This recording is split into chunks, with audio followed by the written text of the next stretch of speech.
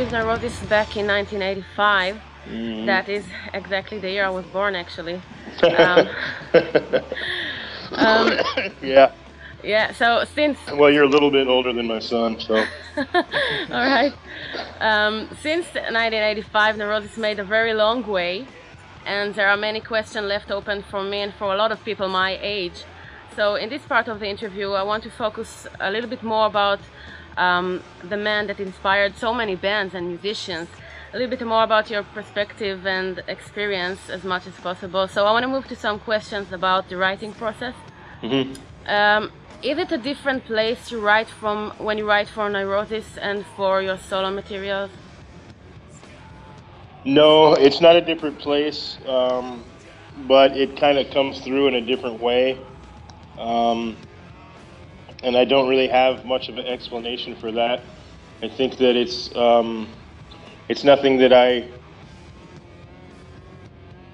I've never really figured it out. It just kind of things come through, and I can kind of tell where they need to go. Although there is some gray area, sometimes I don't really know where things are supposed to go, and they just kind of end up where they end up. But I don't usually sit down and say, oh, I'm going to write for Neurosis now, or I'm going to write for my solo songs, or I'm going to write for Corrections House. I just write, and I try to remember and record everything I do, and then just keep it going so that I have lots of stuff to pull from later, and let things kind of naturally go where they're supposed to go as time takes care of it.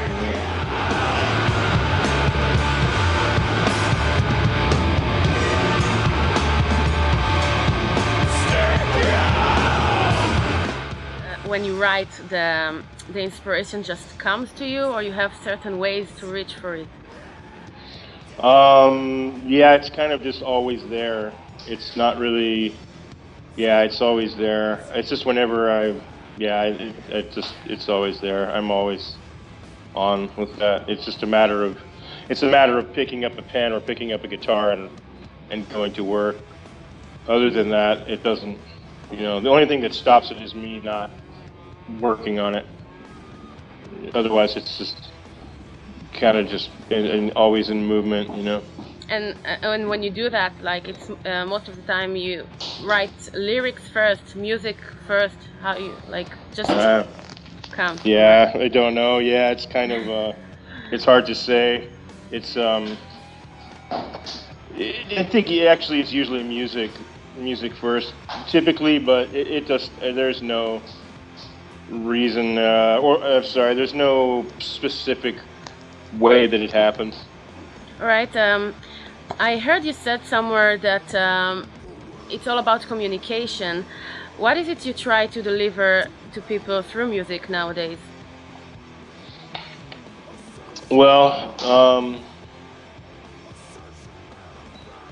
I don't know. It's just to deliver the emotion of our sound. I mean, it's like trying to paint a picture, and you kind of leave it to people to interpret it in their own way. What it means to me, or what it means to Noah, or what it means to Jason or Dave or Steve doesn't really matter. It's because we each interpret it individually as well as a collective, and then when we put it out there, then everybody else kind of interprets it in their own way. So I don't know if that makes any sense, but I mean, that's kind of how we feel. I think that's the idea, is to let the emotions drive the music, and then let it go from there. There's no, you have to just let it go. It's a process of like a completely resigning to the music and allowing the music to write itself, and not trying to keep it from going in one direction, not trying to steer it in any direction, just let it flow,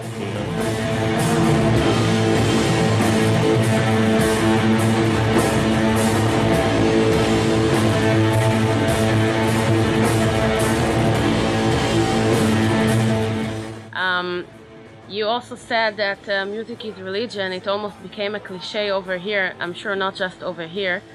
When reading your lyrics, we can find a lot of darkness and pain. So my question is, if music is religion, why it became so dark? I don't know. I mean, we get that a lot. I don't honestly feel like what we're doing is dark. I feel like what we're doing is a search for the light. You know, that we are doing everything that we can to deal with the darkness and to create the light, even if it comes down to blasting a hole in the sky. You know, I mean, that's really kind of how we approach it. So, you know, I think that what we meant by saying that music is religion is that we respect it. We've learned from it. It has been the guiding path for us in any sort of spirituality that we've ever encountered or learned to believe in has all come through music and our trust in it, and the fact that it's never actually betrayed us. You know, the music doesn't do that to you. It just, you know, it's bands might, that's for sure, but you know, even then, it's, you know, it's still, it doesn't really matter if a band starts to do shitty music. I mean, it's easy to just turn them off, you know. So it's, you know, and there's always somebody there who's doing something that's really special that you can find again. There's never, you know, music is so deep. You can go backwards, you can go forwards, you can be right in the present moment with it. It doesn't matter. It's always there for you. That's been our experience, and it was our experience before we started this band, and it was really why we wanted to do this band, was because we felt music like that. You know, it was the thing that saved us, you know, and continues to. Still waters in me, drown the figures in the fire.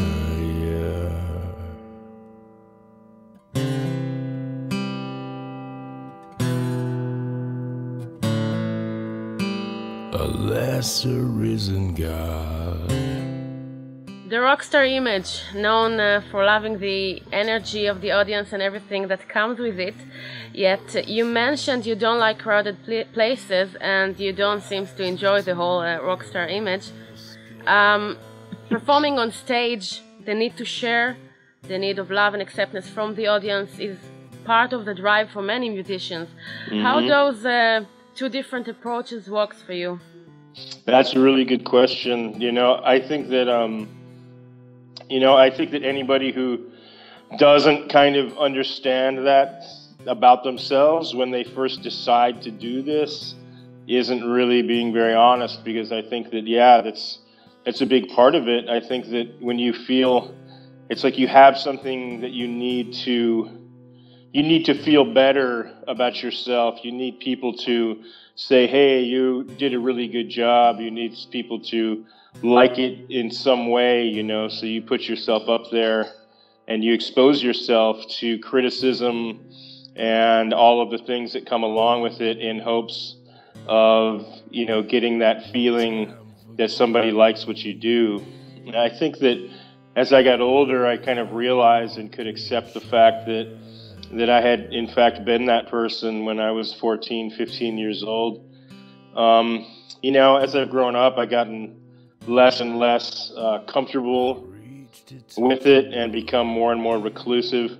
But that's just kind of who I am. I'm not really, you know, I am always, I mean, the thing is I'm easy to find. You know, I do a lot of shows that are very small, where I'm not hiding, but I have the tendency to want to all the time. So I definitely am not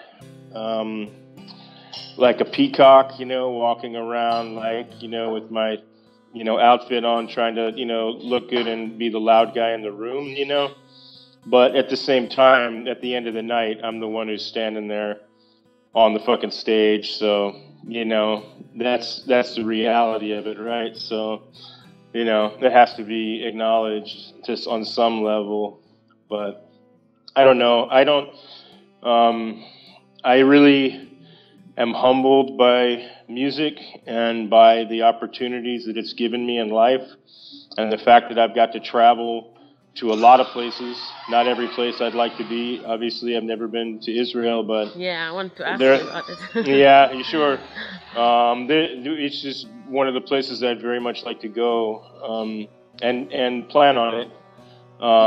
But You do. but I have seen so much. Oh yeah, I have seen so much and been so many places that I never would have possibly been to without this. And you know, it's a special place to be. I mean, most of the people that I know and most of the people I grew up with have never seen any of the places that I have seen, and so, you know, and I recognize how lucky I am.